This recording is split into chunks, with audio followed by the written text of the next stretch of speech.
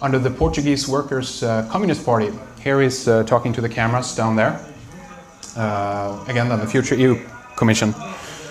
We're talking about the revolutionary movement pretty much here in that sense. I mean, look at the symbolism here as well, obviously of the Communist Party in Portugal. The star again, the five-pointed star that we mentioned, talked about before, the hammer of industrialism or warfare, if you want to look at it that way, and the sickle of Saturn or of death, Kronos. On the surface, I think we could say that the church, the Roman Church, and communism are arch enemies in that sense. It might be ridiculous to claim that these two sides are on the same page, but I say that they're opposames. This is just a different mentality of how to implement the philosophy, pretty much. And even the founder of the International Pan-European Union, that we'll look in a minute here, Count Richard Nicholas von Coudenhorff-Kalergi, believed in a more socialist Christian structure, very anti-consumerism. And he's basically behind the roots of the European Union himself. This is the guy right here. This is their symbol. Look at that more later. And according to him, the Pan-European Union, the International Pan-European Union, would encompass and extend a more flexible and competitive Austro-Hungary, with English serving as the world language spoken by everyone in addition to his native tongue. He predicted that individualism and socialism would learn to cooperate instead of compete, and urged that capitalism and communism cross-fertilize each other, just as the Protestant Reformation had spurred the Catholic Church to regenerate itself. Schilling side note, EWPA, aka also known as the Red House Report. Adam Labor uncovered US military intelligence reports that stated that top Nazis secretly met at the Maison Rogue Hotel in Strasbourg, that's that again, on August 10th, 1944, knowing Germany was on the brink of military defeat, conspired to create a Fourth Reich, a pan-European economic empire based around the European Common Market, a European Common Market. Top Nazi industrialists were ordered by SS Obergruppenführer Dr. Scheid to set up front companies abroad and pose as democrats in order to achieve economic penetration and lay the foundation for the re-emergence of the Nazi Party. Oops. So what's the official version of the European Union? In the ruins after World War II, obviously, the idea is that the European Union emerged as a kind of from the ashes as a natural reaction. This is to prevent further carnage in the world, primarily on the European continent, that suffered the most from the world wars. But the most fundamental misconception about how the European Union came into being stems from the myth that this intellectual genesis emerged after the Second World War. All the essential ideas which lay behind the moves to unite Europe at the time had in fact been conceived in the 1920s, before the rise of Hitler. But officially then the world wars are the excuse, if you will, to create the European Union.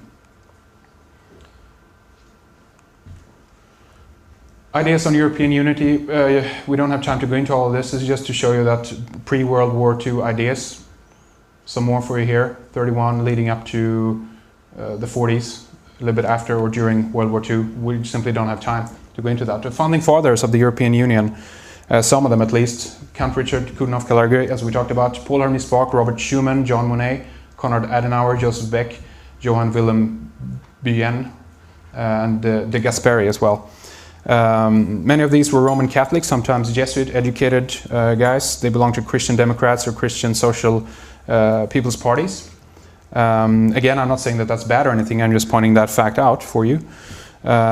Considering how strange it is with all the mixing of these kind of occult symbols that we've been looking at and these Christians, or so-called Christians, I don't know. Let's look at Kalergi a little bit more here. He's the son of an Austro-Hungarian count, educated at a Jesuit college in Kalksburg, Vienna. And Kalergis was a wealthy Cretan family. Comes up again there. Their roots tracing back to the Byzantine royalty via Venetian aristocracy. Oops. Founder of the Pan-European movement together with Archduke Otto von Habsburg. Joined a Masonic lodge in Vienna in the early 1920s, predicted that individualism and socialism, as we said before, would learn to kind of cooperate.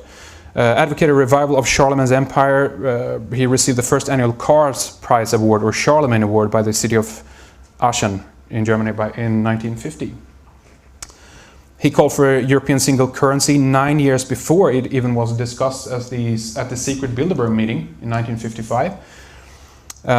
He proposed "Ode to Joy" as the anthem of the EU, was implemented 6 years later.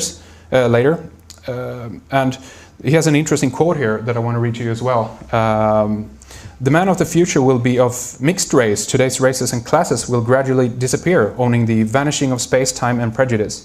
The Eurasian Negroid race of the future, similar in its appearance to the ancient Egyptians, will replace diversity of people with diversity of individuals."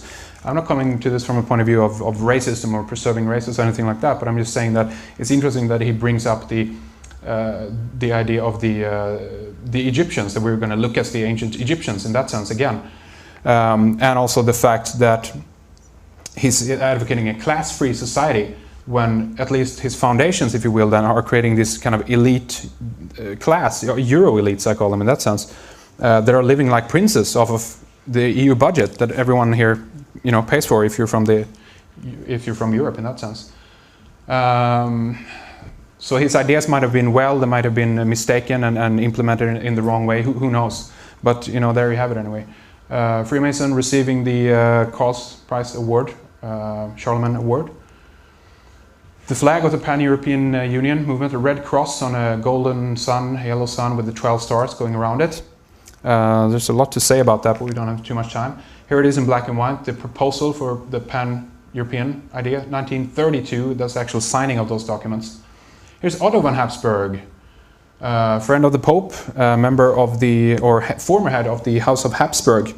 He is the international honorary president of the International Pan-European Union today, after Kalergi died back in the 70s, I think. Former member of the European Parliament, Christian Social Union of Bavaria, he was representing. Here's Otto von Habsburg shaking hands with Karl, one of his sons, one of his 7 kids, Karl von Habsburg or Lorraine, initiating him into the Order of Saint Sebastian in or of Europe. Some interesting European emblems for you down there to study. An interesting kind of rainbow priest in the background for that too. Karl Habsburg with his father shaking out the European Parliament.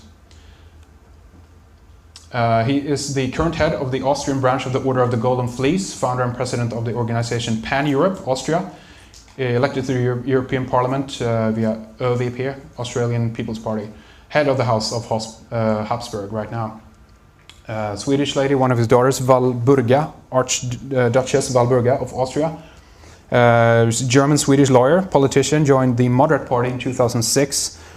She worked as an assistant in the European Parliament. She's suspected to have very leading roles in the EU in the future because of her royal connections.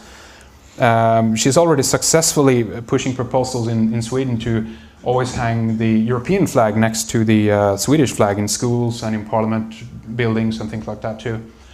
Archduke George of Austria, another one of his sons, Otto von Habsburg's sons. He's the president of the Red Cross in Hungary, a knight of the Order of the Golden Fleece, strong supporter of the enlargement of Europe. On May 1st, note that date for all you symbolists out there, 2004, he was chair at the Grand Europe Ball, a black tie charitable gala held at the Waldorf Astoria Hotel in New York to celebrate the historic occasion when 8 Central and Eastern European countries joined the EU. So what I'm getting at here is that these boys are working not behind the scenes really, they're on the scene in that sense now. Francis II, the last Holy Roman Empire of the House of Habsburg, Lorraine, and in that sense they're coming back, right? They're bringing these people back into place. Paul Henry Spaak, we have a lot that we can say about him. Stick to a few points. He's behind the European coal and steel community that laid a foundation for the European Union. In 1956, he authored the Spaak Report, which laid the foundation of the Treaty of Rome the following year. The first building of the European Parliament in Brussels was named after him. In 1957, he received the Charlemagne Award. He is a Bilderberger as well. One of his attachés, as to call it, under Paul Henry Spaak was Etienne Viscount d'Avignon. He's also very prominent in terms of the Bilderbergers, and he's the president of the Bilderberg Steering Committee, president of Egmont Royal Institute for International Relations, president of the Brussels-based think tank Friends of Europe. Baron Robert Rothschild, you probably heard about the Rothschild family. In 1954, he was appointed chief of staff of Paul Henry Spaak, as we mentioned before, at the Belgian Foreign Ministry.